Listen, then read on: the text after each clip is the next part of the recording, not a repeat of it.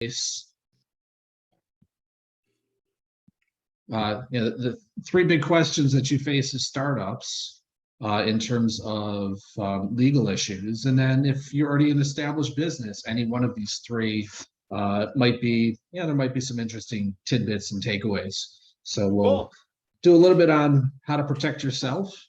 So corporate structure or company structure, how to protect your innovation and creativity. That's the IP aspect. And then how to protect your customers, which is a little bit of the regulatory aspect, what the FDA does, and what the local cottage food laws will let you do as well.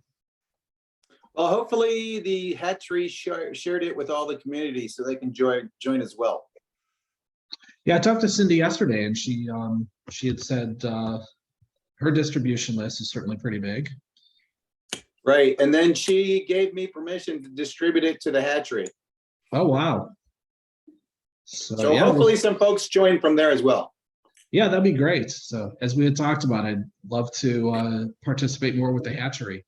But I know that they have their resident IP attorney already. Not that there can't be more than one. That's right. So yes, as I think we've all found in our customer service related businesses, each pitch resonates different with different people. So always good to have multiple approaches or multiple people trying to convey the same or similar information and see who resonates with whom. I agree. And, there's always, different opinions on how you might approach something. So it's good. I think it's good to have advice from a couple different people. Yeah, absolutely. That's why sometimes these panels tend to be fun as well. So you're able to share your own knowledge and compare and contrast with how others have approached the same problem. Yep. Cindy, I know that you cannot talk. I don't see our host on yet, though. Oh, other than I might have to be the host.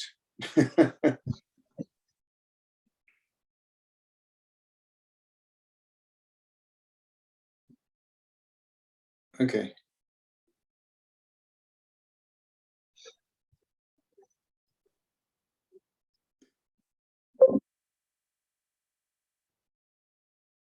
So Wei was supposed to be the host. I don't see Wei on here. Oh,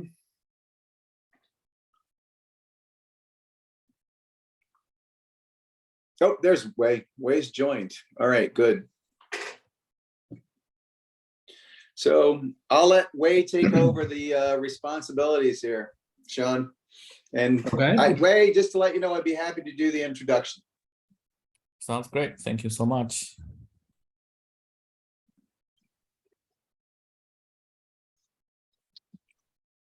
Do I have the ability to share my screen so everyone can see the PowerPoint? I think Wei needs to give that to you.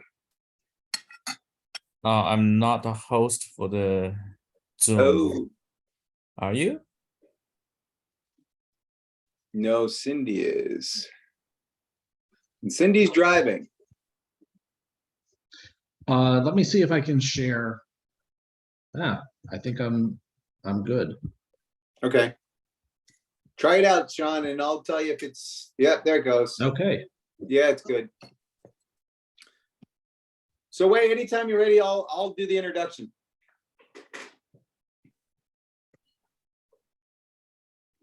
Okay. I think we can maybe wait just 1 or 2 minutes. Okay, sounds good.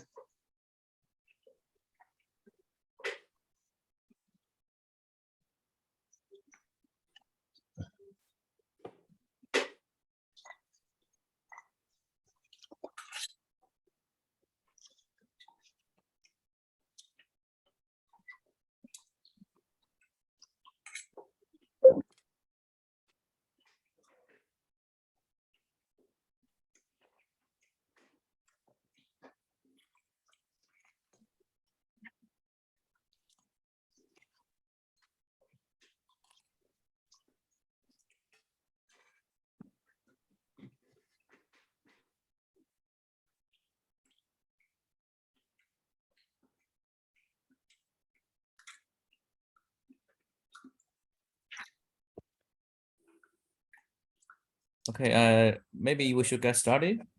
John, would you like to do the introduction? I'd love to. Okay, great.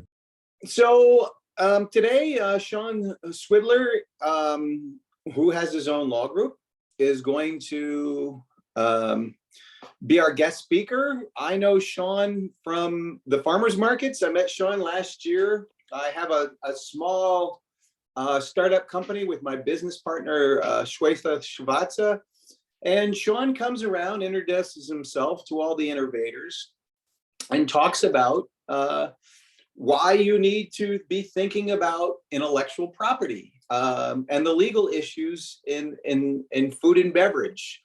And I really appreciate Sean. Sean is really, he perseveres, he comes back. And I think, if you're looking for somebody that is going to give you good advice, you want them to be perseverant, knowledgeable, and both of which they are. The other thing we love about Sean is a graduate from the Kent School of Law. So he's a IIT alum.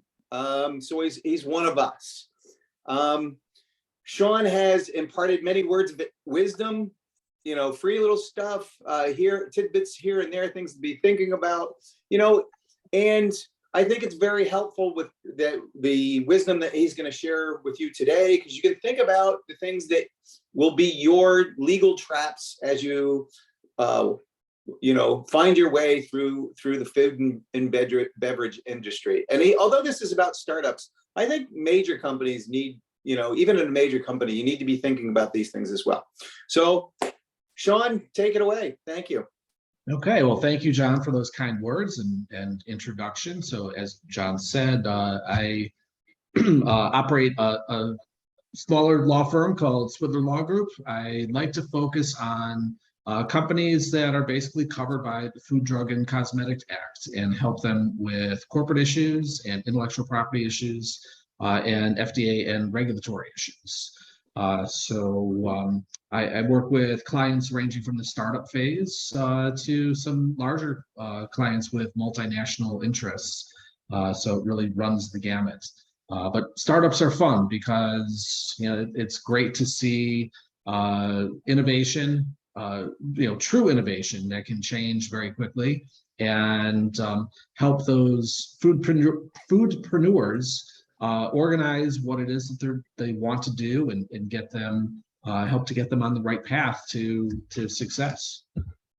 So that's just a little bit about me. And as John had said, I am a graduate of Chicago Kent College of Law. So it's a pleasure to be back at the alma mater and sharing some of the knowledge that I've gained over the years. So today's talk, I think, will divide up into three main categories here, all associated with starting your food and beverage company. And the three topics will certainly be relevant if you are just starting. And if you already have an established company, maybe any one of these three, you might pick up a few new pointers or a few things to think about. So I'm guessing that the slides, there's a lot more material than what we're actually going to be able to cover in an hour. But hopefully we'll be able to email the presentation around so you have all of these materials to take a look at after we're done this afternoon. So section 1, protecting yourself, which would be how should you structure your company to make sure that you are fully protected. Section 2 is going to be protecting your innovation and creativity. So that's going to be working with intellectual property laws to protect, identify and protect what you've put so much effort into developing. And then the final part will be protecting your customers. And that's going to take a look at, in one part, we'll start to take a look at the FDA regulatory framework and how the FDA monitors what goes into the foods and beverages that we consume and the entire food ecosystem. And then since we're also talking a lot about startups today, we'll also take a look at, when you start small, how do you start with at the farmer's market level? What are those requirements to be a cottage food operator? So with that introduction, I guess, with that backdrop, away we go. So part one, protecting yourself from liability with the right corporate structure. So here's just a summary of the different ways that you can organize yourself as a company, ranging from if you're a sole proprietor, just doing it by yourself, or a general partnership, which would be you and a few others get together, but you don't formally start a company. So these are great if you're not interested in doing paperwork, and you can have as many partners as you want or operate by yourself. The big drawback is you and the company, or you and your business entity, are one and the same. So all of the business responsibilities and liabilities become your personal responsibility and liability. So next we move on to starting a limited liability company, or LLC. The benefits of doing this is you have that corporate form, so you do start to separate yourself as an individual from responsibilities and liabilities of your business entity. So no board of directors, unlimited owners or members, as the law considers them, and then you do have some beneficial tax opportunities as well. LLCs are typically going to be taxed as pass-through entities, meaning that the government ultimately taxes you on your personal tax return. So an LLC does require filings with the state, and you do have some annual filings to maintain the LLC. So it is a step above your sole proprietorship or general partnership. Next, we move into an S corporation. The final two are going to be the corporations. S corporation is going to be a smaller company. So you see maximum of 100 shareholders. Issues stock, like how you would imagine a corporation operates. And it has that same function of avoiding personal responsibility, or responsibility and liability for the business is that of the business. That doesn't pass through to the individual shareholders. S corporation is going to be pass-through taxation. So it is you as a shareholder will pay your taxes on your personal tax return. The nice part about a corporation, whether it be an S corporation or a C corporation below that, is that there is a distinction between wages, which are subject to Social Security and Medicare taxes, and distribution of profits at the end of the year. So the distribution of profits are not subject to the Social Security and Medicare taxes and withholdings. So once you get into the corporations, though, as far as operating the corporation, you do have a bit more paperwork and record keeping that needs to occur. So as you can see with all four of these different ways to structure your entity, there's different levels of involvement in terms of we'll call it upkeep of the company. And there's different structures for how you're ultimately going to be taxed. So this is just a few questions, frequently asked questions, but I think we probably covered these in just the basic explanation of those different corporate structures.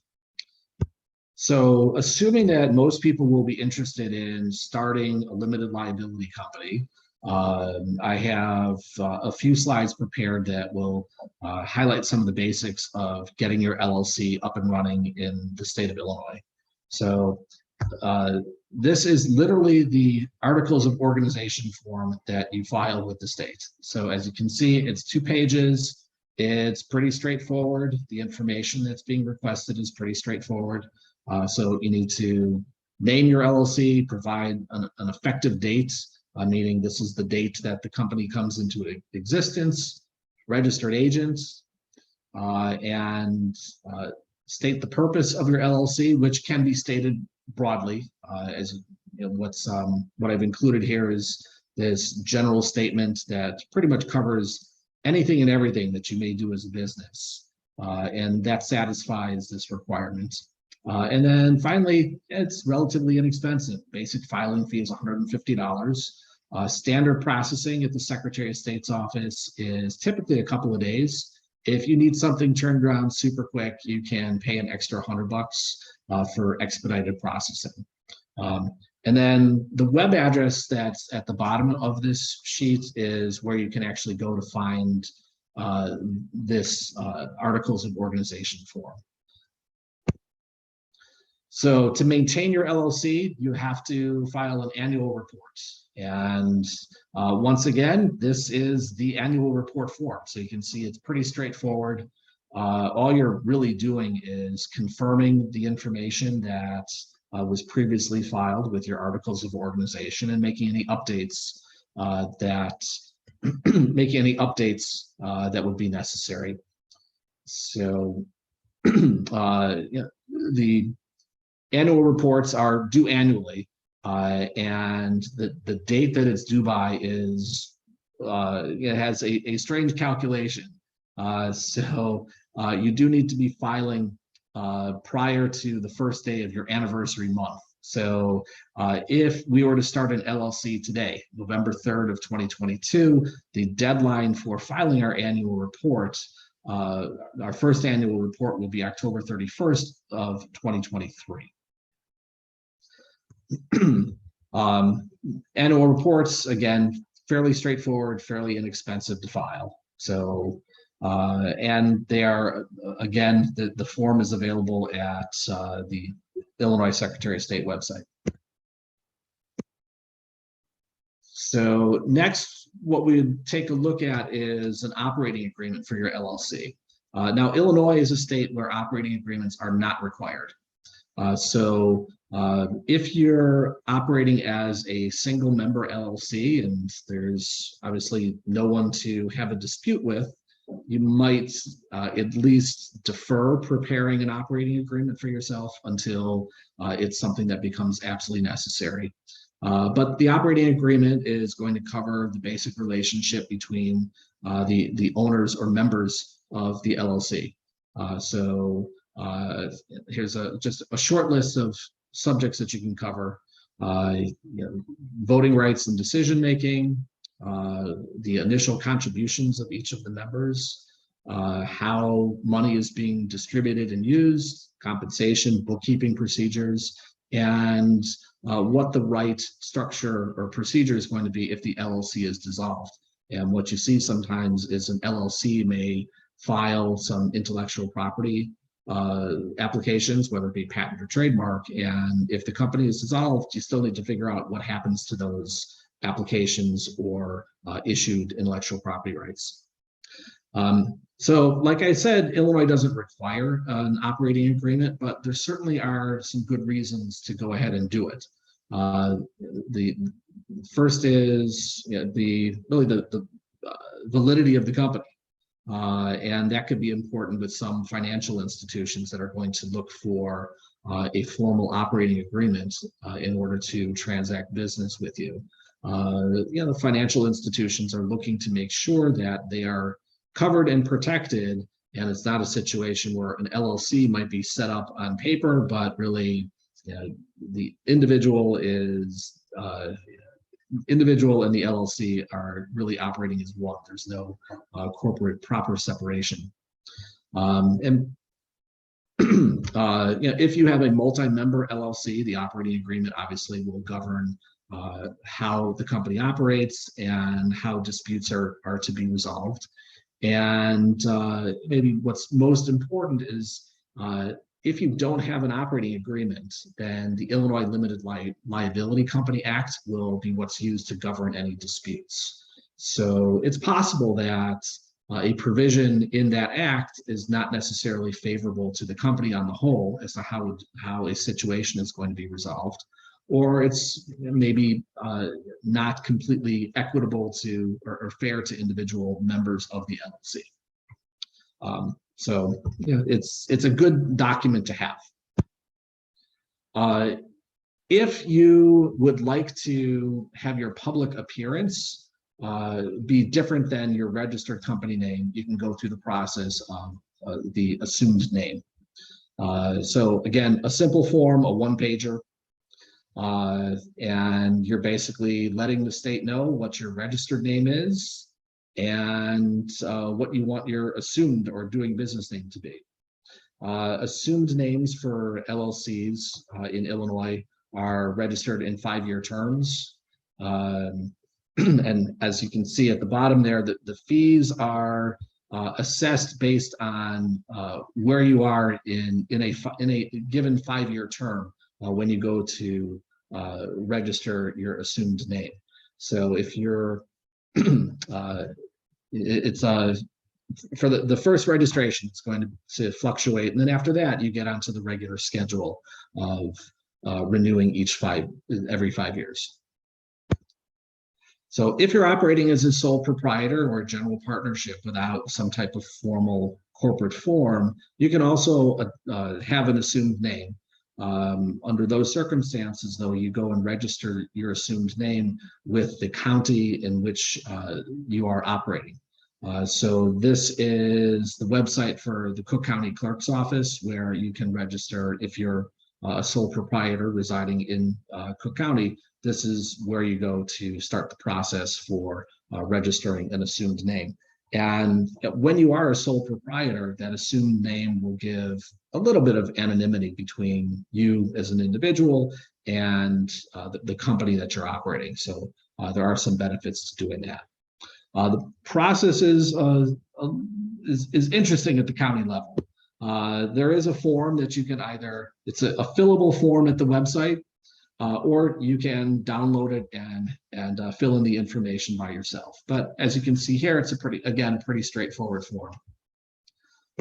Once you submit the form back to the county clerk, you then get this document for providing legal notice of your assumed name. And what you do with this is take it to the local newspaper, and you have to have the notice published for 3 consecutive weeks within a couple of days of receiving the document from the county clerk's office.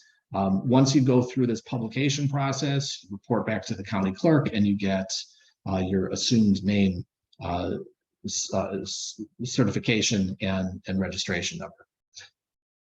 So it's an interesting process, but it's meant to make sure that we'll say in case of emergency, the state or the county can always find you. You can't hide behind your assumed name. So that's just the quick explanation of ways to protect yourself when you're starting up your food and beverage business. So section 2 is going to be protecting your innovation and creativity. And that's where we start to get into intellectual property laws. So here is just a quick overview of the registrable forms of intellectual property. So we have our trademarks, which is going to be our company names, our product names, taglines that you might use, logos that you might use. It's really anything that consumers are going to see and they start to associate that device. And again, device can be a word, it can be a slogan, it can be a design element, it can be any combination of those 3 elements. So the idea is consumers see that trademark and they start to understand a bit about the product or the service that you are offering without having to go back and do research to understand who you are and what you're offering from square one, basically. So, examples specific for the food industry, we have Coca-Cola for soft drinks. So Coca-Cola, the word mark would be their trademark, as well as any design elements that frequently accompany the Coca-Cola words.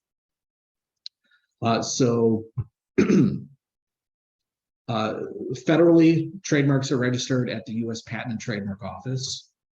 There are a number of benefits to going the federal routes, and we'll get into those in some of the subsequent slides. But the primary benefit is that you're securing rights on a national level.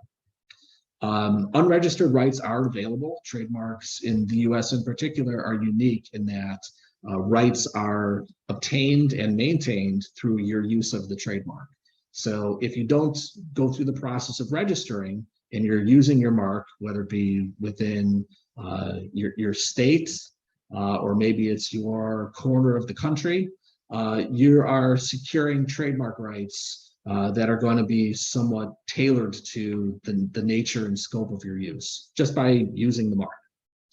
So copyrights is another form of registered intellectual property, and as noted here, that covers literary works, artistic works, songs, screenplays, theater, things like that.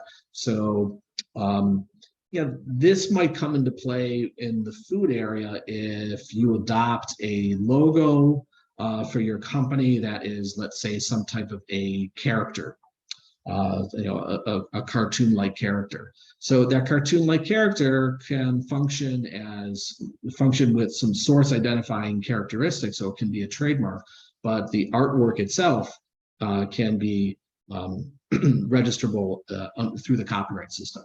So we register our copyrights at the Library of Congress, Copyright Office at the Library of Congress, and our unregistered rights available. Yes, you have copyrights. The idea is as soon as you put pen to paper, you are securing copyrights. The benefit to federally registering your copyright is that if you get into a conflict situation, it's that federal registration that allows you to go and file a federal lawsuit for copyright infringement. And then our final form of registered IP is going to be patent, which will cover machines, compositions of matter, processes, which could be recipes or ways of individual steps within your recipes or designs. Yeah, and the requirements for patent is basically that it's new or patentable subject matter and new and novel over existing patents and existing knowledge, which is commonly referred to as the prior art. So, yeah, as I had mentioned, what's an example that would be relevant in the food industry? If you are making a jardinera product and you have a new process for pickling the vegetables, that's going to be a process or a method, and that's going to be proper patentable subject matter. So benefits of patent protection are obviously you get an issued patent, and that is going to fence off an area where others cannot encroach. So you're creating that right. And if a third party does come into that space, then they're potentially liable for patent infringement. Patents, unlike trademark and copyright, there is no unregistered patent right. So the system is set up to encourage inventors to disclose inventions, to add to the general state of knowledge. And in return for that early disclosure, the inventors and innovators can file for patent protection. Then there's trade secret, which is an unregistered form of protection of your ideas. It's really more of a combination of contract law and employment law.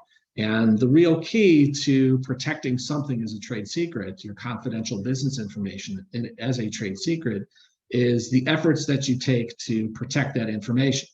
So, for example, the Coca-Cola recipe or the KFC herbs and spices for the fried chicken, those are recipes that are kept under lock and key.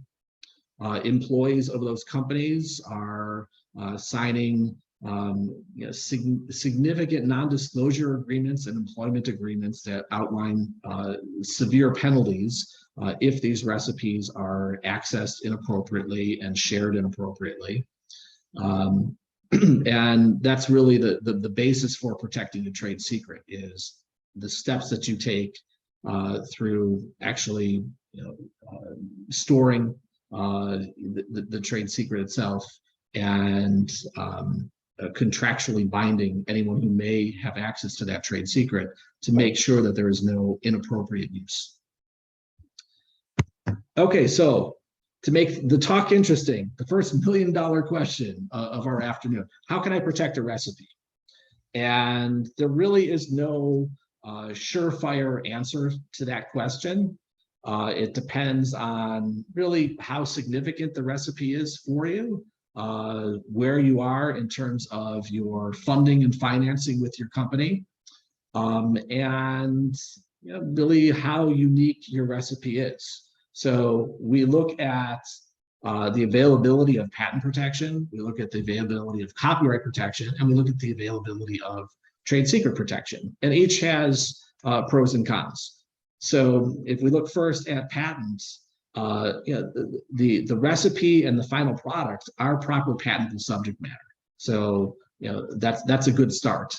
And independent creation by a third party is not going to be a defense to a patent infringement claim. If you own the patent and it covers a particular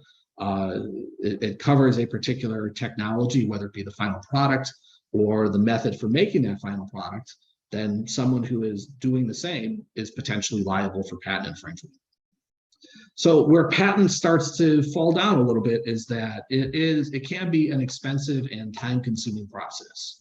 So depending on what your method of manufacture is and what you're attempting to cover in your patent application, it could be $10,000 to $15,000 just to file the application, just to get the application process up and running. And you may spend another $10,000, $15,000, $20,000 depending on how involved the examination process is before you actually have issued patent on hand.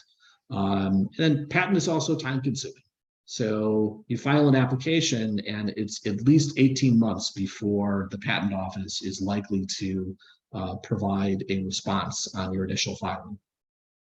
And another potential drawback to the patent process is requirements for patent include providing the best mode of practicing the invention and providing a fully enabling disclosure within your patent application.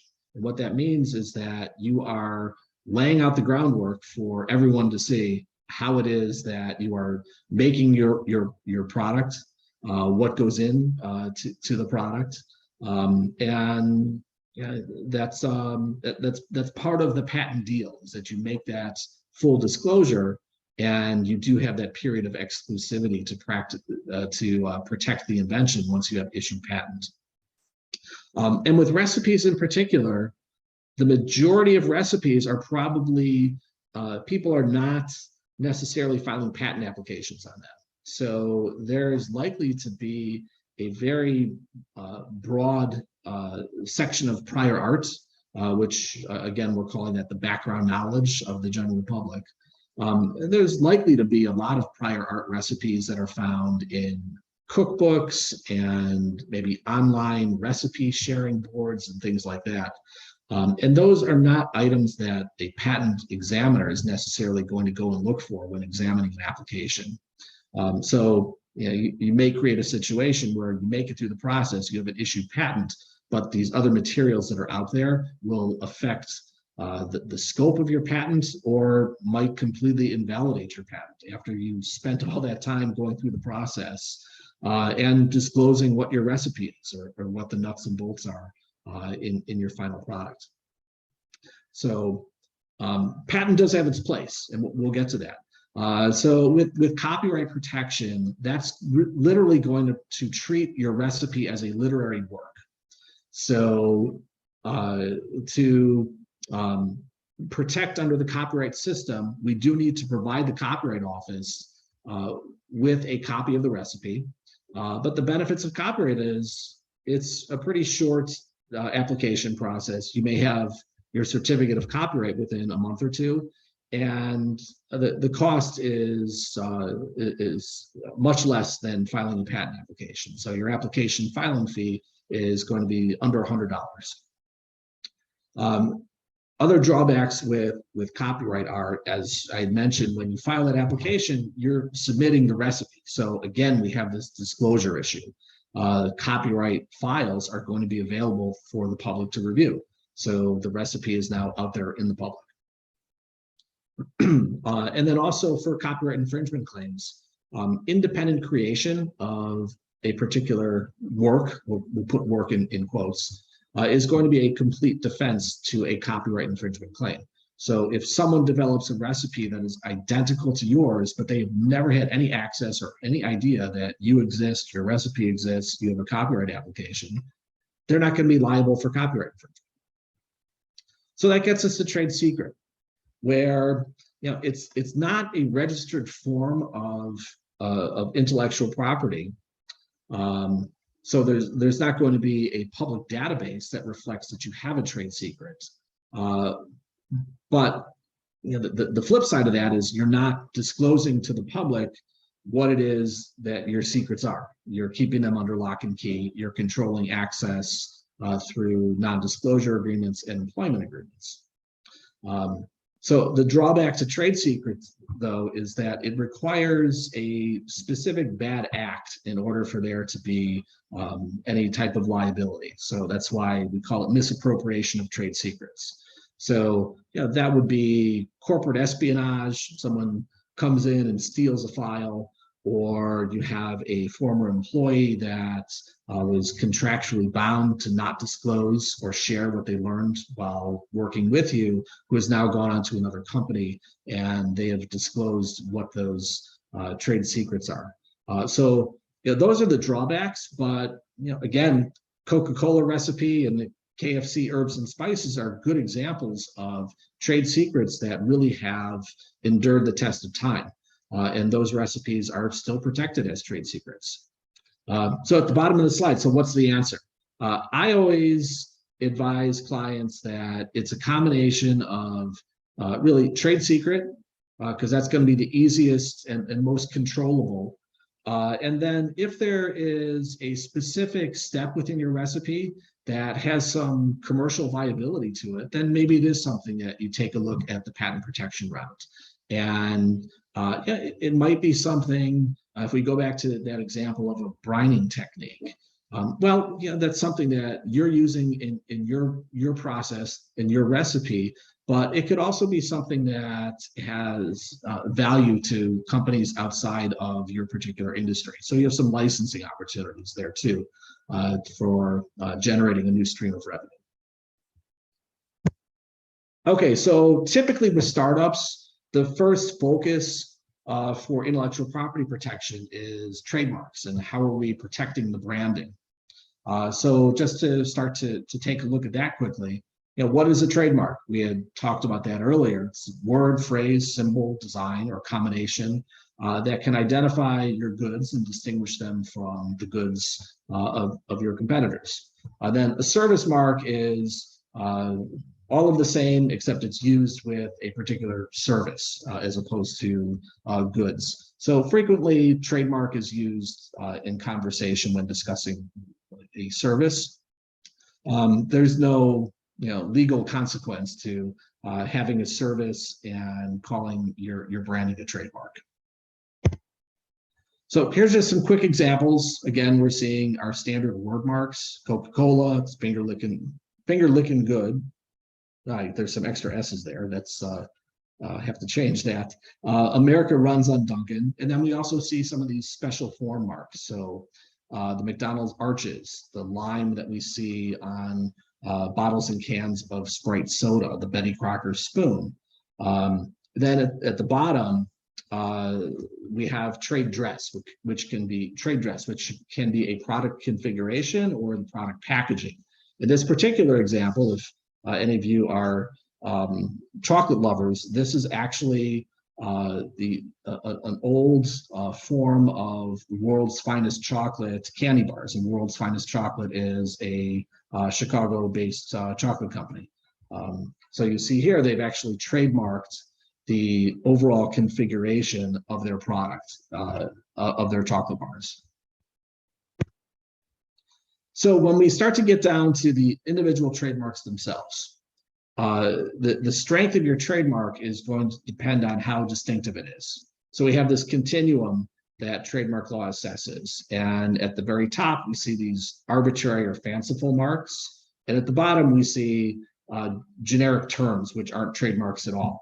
So starting from the top, we're seeing something that's fanciful is going to be completely made up. So Pepsi for soft drinks, Exxon for petroleum, made up words, and there's no known definition to them.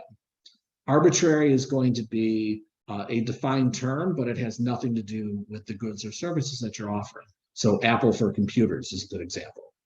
Below that, we see suggestive marks, and these are marks that convey a little bit of information about the goods and services that you're offering, but consumers viewing the mark still have to think a little bit to make that connection. So some examples were Coppertone for sun tanning products or Google for search engines, where it's not, you have an idea of what the products are or what they are doing, but you have to think a little bit. Now, below that, we get to these descriptive marks, where these are going to be terms that are going to immediately describe a characteristic or feature of your goods and services. And these descriptive terms are, they're not going to be immediately protectable. They need to be used exclusively and continuously over an extended period of time to make a significant number of commercial impressions. And that's going to transform this otherwise descriptive term into something that is identifying the source of the particular products or services on which they're used. And then below that, we have generic, which is a common commercial name for a product. So aspirin is a good example. And aspirin is actually an interesting example, since it was a protectable trademark at one point in time, but through overuse of the trademark, it merged into the common commercial name of the product and became generic, and there was a loss of trademark rights. So really, three ways that we're protecting our trademarks. Common law or unregistered trademark rights are just by using your trademark. There is a state trademark registration system in each state that's going to give you a registration with coverage within the state. And then we have federal trademark protection, which is securing your trademark at the U.S. Patent and Trademark Office and providing you with a national right. So we'll just go through this quickly. Why register at the federal level? It's national in scope.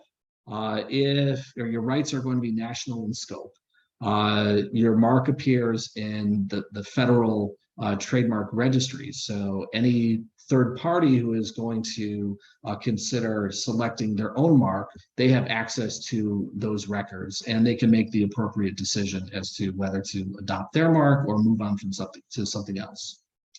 Access to federal courts for resolution of your trademark disputes. And I'm just looking at some of the more important ones. You can record a federal trademark registration with U.S. Customs and Border Protection. So that's letting Customs do some of the work of policing your mark, making sure that imports are with potentially infringing marks are not making their way into the U.S. And then registered intellectual property is good to use as a security interest if, when you're a younger company, you're going and looking to get a loan. And it can be attractive to investors and business partners as well. Then online marketplaces. Online marketplaces will respond far more favorably if you approach them in a conflict situation, like there's some other party that is offering up a product under a similar name. You'll get much better results if you approach that situation with a federal trademark right. Common law trademark right or state trademark right are just frequently ignored. So why register at the state level? Primarily, it's quick and cheap. So if you're in a situation where, for example, you have an intrastate dispute, so if you're an Illinois company, there's another Illinois company that's using the same trademark as you on the same products, and you feel that there is a confusion situation, you can get a state trademark registration pretty quickly, assuming that you satisfy all of the examination requirements. You can have a registration certificate in maybe a month or two, or even less in certain circumstances. Now, it's important to understand, though, that a state trademark registration is not going to is second in line to a federal trademark registration. So federal trademark rights will certainly be more important than state trademark rights. So choosing the federal state registration route, again, the fees are much different, with the state trademarks being much cheaper. The examination timing is, there's tremendous difference that's there. Now, one area where state trademark registrations can be beneficial is if you are involved in products that use CBD or other cannabinoids as ingredients. Right now, use of a trademark with those types of products is not considered a lawful use, and that's going to preclude you from getting a trademark registered at the federal level, but you're not going to run into those requirements at the state level. And then finally, the use requirements.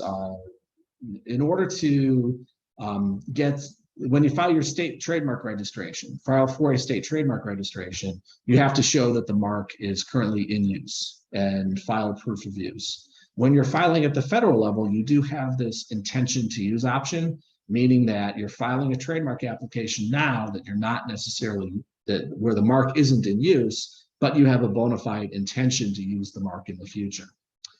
In order to complete the application process, you do have to put the mark into use, but it does enable you to file early while you're still making preparations to actually launch a product and trademark.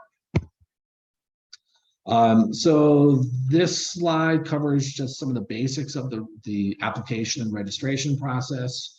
They're both pretty similar. The primary difference is in the federal process, after the trademark office reviews an application, the application is published for the general public to see and raise any objections to registration. That's not the case at the state level, where substantive examination occurs. If everything looks fine, you're issued a registration certificate. And then the other difference between the two examination processes is with this idea of intention to use trademarks. So if you file with that intention to use basis, you go through the examination process, including publication, and then at the end of that process, you're issued what's called a notice of allowance, and that will set a 3-year window divided into 6-month segments for you to complete the application process by putting your mark in use and submitting that proof of use. These are just some basic requirements when a trademark is not registered. So, as you could expect, if you are doing something that's wrong, immoral, deceptive, or scandalous, or disparaging, or you're attempting to adopt the likeness of a living individual, or you're attempting to register a descriptive trademark, you're going to run into trouble. But then at the bottom of this list on the federal side, you see legal use and commerce, and that's where we get into cannabis-based foods, beverages, and nutritional supplements, and how those marks are not registrable right now at the federal level. So trademark symbols, before you have a mark registered at the federal level, you can mark anything with a TM or an SM, TM being trademark, SM being service mark. And it doesn't matter which designation you use. The idea is to give people notice that you're claiming something as an intellectual property right. And then once you have gone through and registered a trademark at the federal level, you're entitled to use that R in the circle symbol.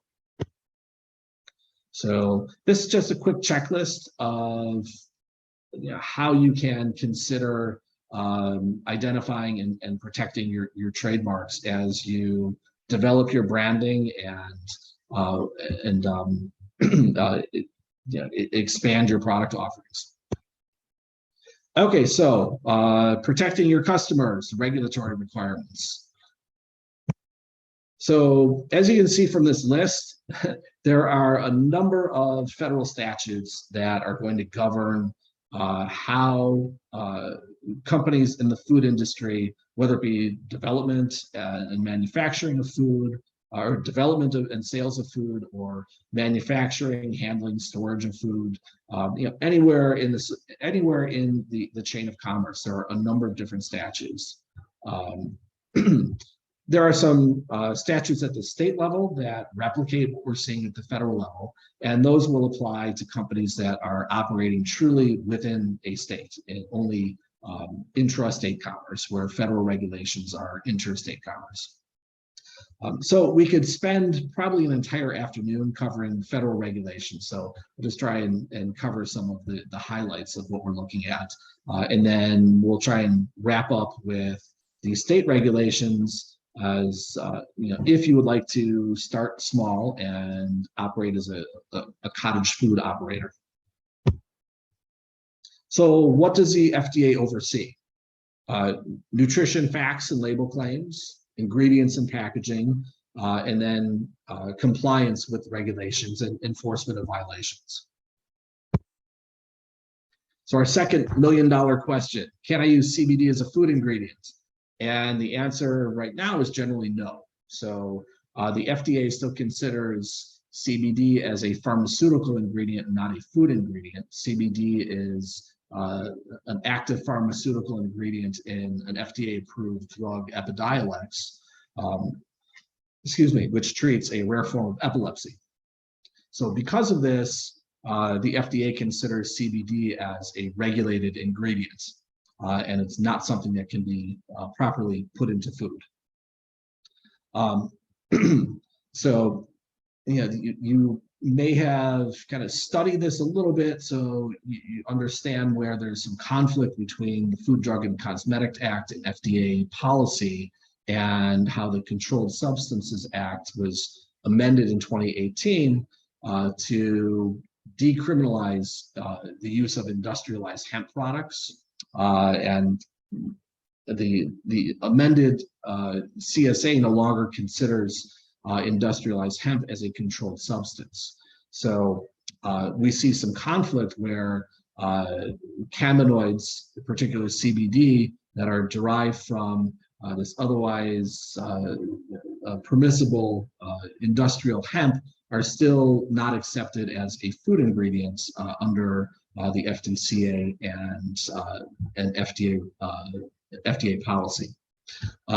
Now, to the extent that you are operating just an intrastate business, so if your food business is only selling within the state, that will take you out of the coverage of federal regulation, because you're intrastate commerce, not interstate commerce. But you still do have to look at a state-by-state basis as to whether or not your use of CBD as a food ingredient is going to be permissible. Because the laws in Illinois in particular are fairly lax at this point with regard to cannabis products.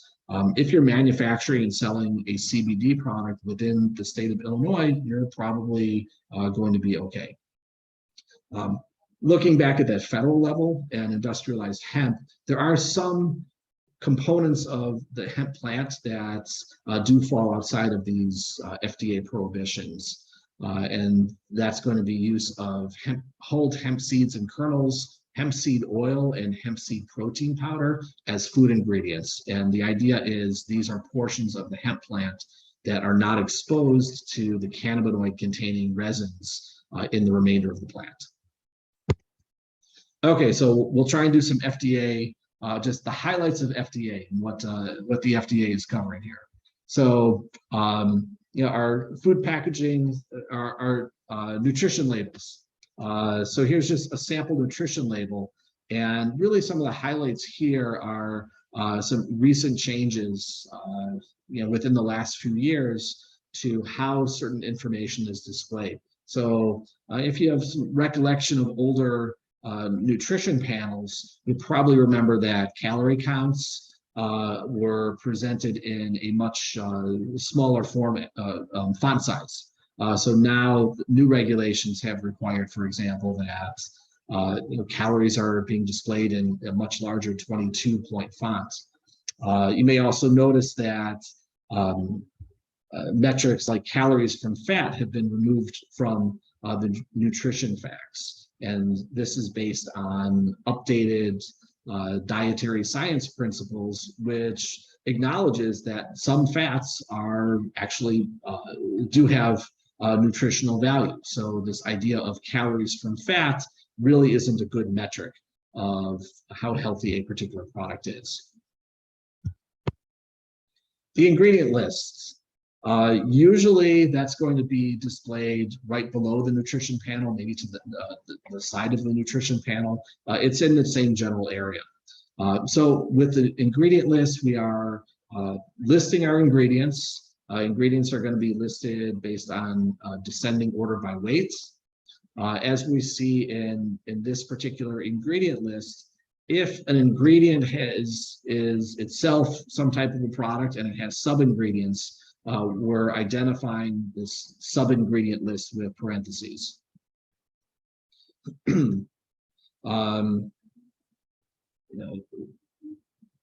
Typically, we're identifying ingredients by their common or usual name. So use salt, not sodium, is an example that's frequently used. And with chemical preservatives, you want to use that common name and then also specify the function. So we see sodium benzoate to preserve freshness as an example.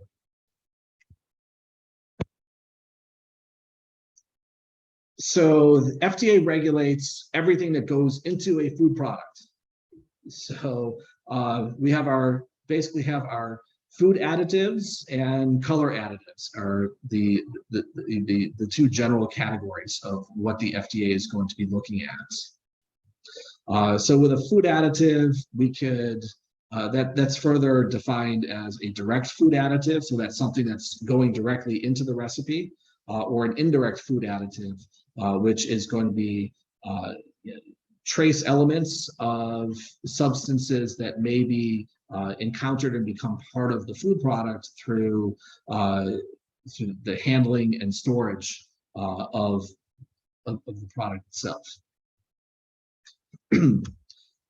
So again, the FDA does have some pretty detailed guidance on how to identify and treat different food additives, as well as color additives, where again, we're seeing a distinction between certified colors, which are synthetically produced, versus exempted colors, which can be naturally occurring. So the pigments and dyes that we find from fruits and vegetables, minerals, animals. FDA also, through the Food Allergen Labeling and Consumer Protection Act, has specific requirements for identifying allergens in foods. Again, we're getting to this overarching idea that the FDA is regulating transparency and wants to have as much information available to consumers as possible when making their food choices.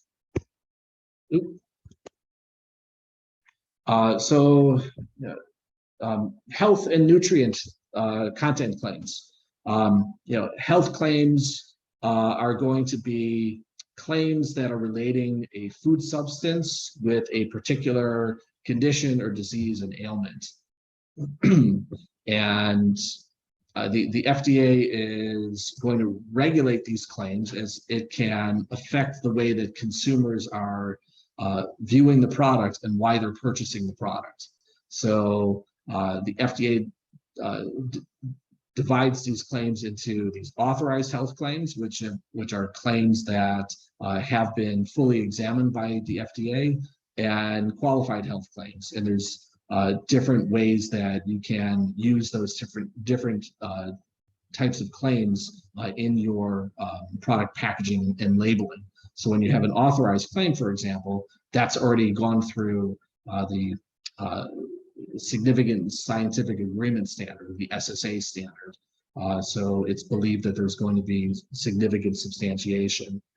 If you're using a qualified health claim, you're dealing more with a situation where there's some evidence that the health claim is correct, but it hasn't gone through this